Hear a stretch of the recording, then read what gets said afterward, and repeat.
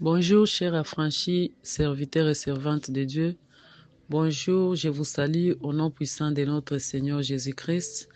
J'ai béni ce Dieu-là qui m'a sélectionné cette matinée de dimanche pour que je puisse parler de sa part.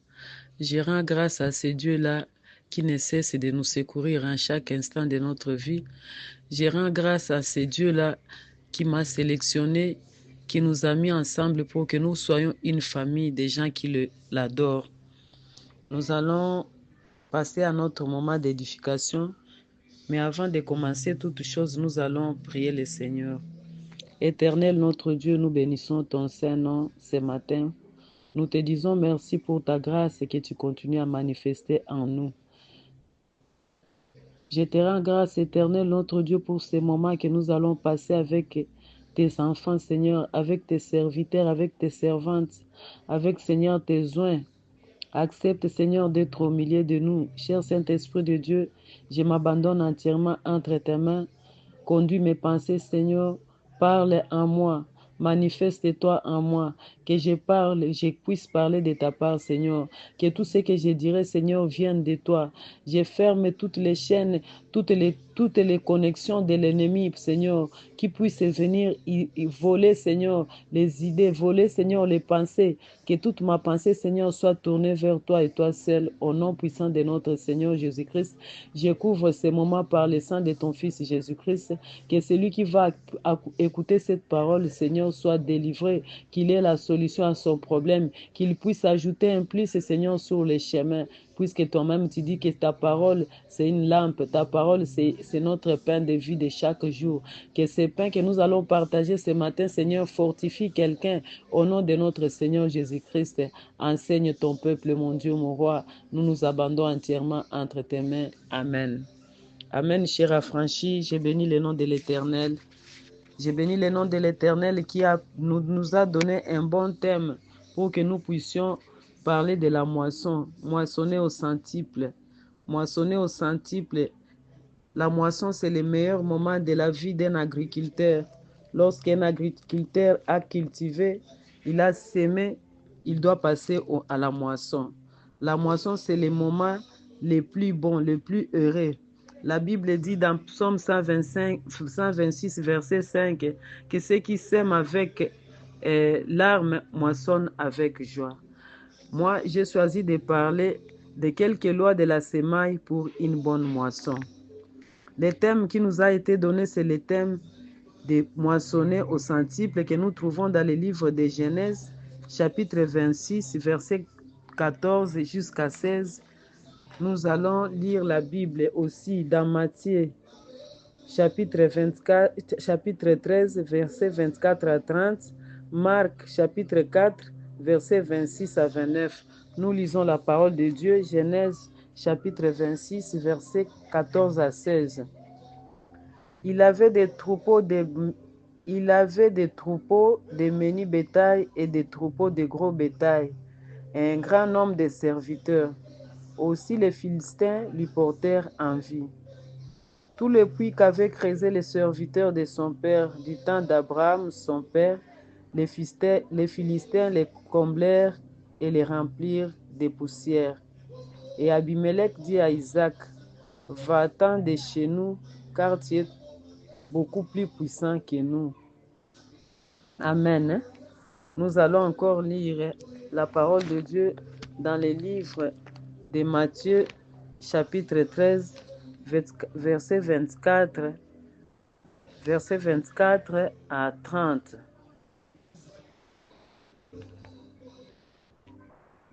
Il leur proposa une autre parabole et il dit, le royaume des cieux est semblable à un homme qui a semé une bonne semence dans le champ. Mais pendant que les gens dormaient, son ennemi vint et sema des livrées parmi les blés et s'en alla. Lorsque l'herbe eut poussé et donné des fruits, l'ivrée parut aussi. Les serviteurs du maître de la maison vinrent et lui dirent, Seigneur, n'as-tu pas semé une bonne semence dans ton champ? D'où vient donc qu'il y ait des livrées? Il leur répondit, c'est un ennemi qui a fait cela. Et les serviteurs lui dirent, veux-tu que nous allons l'arracher? Et il lui répondit, non, dit-il, de peur qu'en arrachant l'ivraie, vous ne déracinez en même temps le blé. Laissez croître ensemble l'un et l'autre jusqu'à la moisson, et à l'époque de la moisson, je dirai au moissonneur, arrache d'abord l'ivraie et liez-les en gerbe pour le brûler, mais amassez le blé dans mon grenier. La dernière parole, nous allons la lire dans la parole de Dieu, dans Marc, chapitre 4, versets 26 à 29. Il dit encore, il est du royaume de Dieu, il est du royaume de Dieu comme quand un homme jette de la semence en terre, qu'il dorme ou qu'il veille, nuit et jour, sa semence germe et croît sans qu'il sache comment. La terre produit d'elle-même d'abord de l'herbe, puis l'épi, puis les grains, tout formé dans l'épi. Et dès que le fruit est mûr, on y met de la faucille, car la moisson est prête. Amen. Amen, serviteurs et servantes de Dieu. Amen, chers affranchis. J'ai commencé par dire que la moisson est le meilleur moment d'un agriculteur. La moisson, c'est le moment de repos. La moisson, c'est le moment de récolte. C'est le moment où celui qui a souffert, celui qui a sué, celui qui a gêné, celui qui a pleuré, entre dans le moment de repos. Psaume 126, verset 5 dit, ceux qui sèment avec larmes moissonnent avec joie. Mais pour arriver à une bonne semence et une bonne moisson, nous devons d'abord commencer par voir la semence. Quelle est la semence que nous allons semer? Il nous faut d'abord chercher une bonne semence. Puisque l'homme ne récolte que ce qu'il a semé, c'est la Bible qui le dit. La moisson que nous devons semer, la semence que nous devons semer, elle doit être triée. Commencez par trier la semence que nous allons semer. Pour arriver à une bonne moisson, il faut commencer par semer une bonne semence. Et cette bonne semence doit être triée. Il faudrait trier la semence, affranchis, serviteurs et servantes de Dieu. Qu'est-ce que nous semons? Qu'est-ce que nous semons? Est-ce que nous semons une bonne semaille? Est-ce que nous semons une mauvaise semaille? Si nous semons une mauvaise semaille, nous allons toujours récolter une mauvaise moisson. Si nous semons une bonne semaille, nous allons récolter une bonne semaille. Nous devons trier. Nous ne devons semer que ce qui est bon. Nous devons nous débarrasser de la mauvaise semence, serviteurs et servantes de Dieu. Nous voyons dans Marc comment, lors du sommeil du serviteur ici, on est venu semer dans son champ ce qu'il n'avait pas semé. Ne jamais être distrait lorsque nous sommes en train de s'aimer. Puisque lorsque nous s'aimons, si nous sommes dans un sommeil spirituel, si nous ne sommes pas éveillés, l'ennemi peut venir à n'importe quel moment pour s'aimer ce que nous n'avons pas s'aimé. Serviteurs et servantes de Dieu, la distraction dans l'œuvre de Dieu. La distraction dans l'œuvre de Dieu. Soyons éveillés. La Bible dit, réveille-toi, toi qui dors d'entre les morts. Soyons en éveil pour que nous puissions bien moissonner, que l'ennemi ne vienne pas voler ce que nous avons moissonné, que l'ennemi ne vienne pas planter de mauvaises semailles là où nous avons semé pour abîmer notre moisson. Troisièmement, la réponse est dans le livre que nous venons de lire, le dernier livre ici, là où Dieu lui-même nous dit qu'il est le maître de la semaille. Il nous montre l'exemple d'un arbre de la semaille plantée. Il en est du royaume de Dieu, comme quand un homme jette de la semence en terre, qu'il dorme ou qu'il veille, nuit et jour, la semence germe sans qu'il sache comment. La semence d'elle-même produit de l'herbe, puis l'épi, puis les grains. Tout est formé dans l'épi. Dès que les fruits émirent, c'est le moment de la moisson. Dans l'œuvre de Dieu, tout ce que nous faisons, faisons-le pour la gloire de Dieu.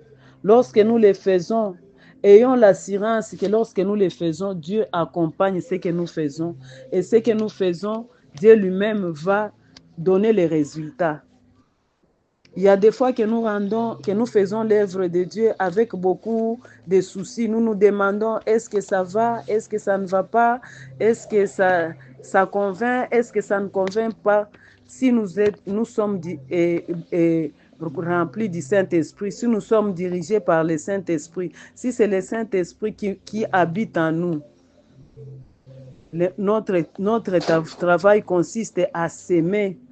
Et lorsque nous avons s'aimé, soyons sûrs et soyons certains que Dieu s'occupe du reste. Lorsque nous avons enlevé la distraction, lorsque nous avons trié la semaille, soyons sûrs que Dieu s'occupe du reste. Alors, chers affranchis, nous allons maintenant nous demander comment nous allons moissonner. Nous allons moissonner quoi? Est-ce que tous ces jours ici, la semence que tu sèmes est une bonne semence? Si c'est une bonne semence, gloire à Dieu, puisque c'est le moment du repos. Le Seigneur veut nous faire entrer dans le repos. Il est temps qu'il nous paye nos sommeils que nous coupons pendant la nuit pour nous réveiller et aller prier. Nos préoccupations dans l'œuvre, nos sacrifices que nous nous sacrifions pour l'œuvre de Dieu. Il est temps maintenant qu'il nous puisse nous payer, qu'il puisse nous donner la moisson. Et il nous dit que c'est la moisson au centuple. Il va nous donner au centuple puisque c'est notre droit. Il va nous donner au centuple puisque c'est le moment. Il va nous donner au centuple puisque c'est le temps de la moisson. Nous glorifions Dieu pour ça. La Bible dit dans Malachie 3, je crois, celui qui sème abondamment moissonnera abondamment.